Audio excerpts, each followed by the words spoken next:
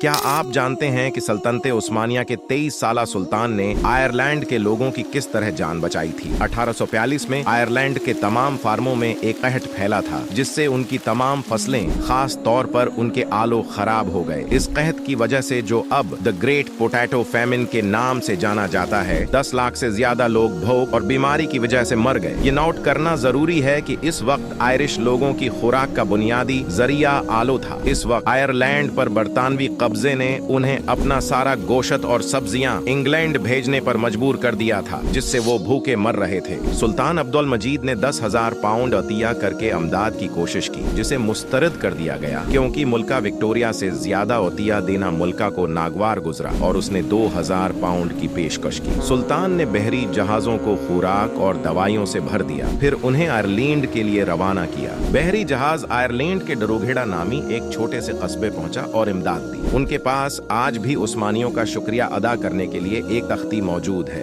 Video अच्छी लगी हो तो लाइक और शेयर जरूर करें।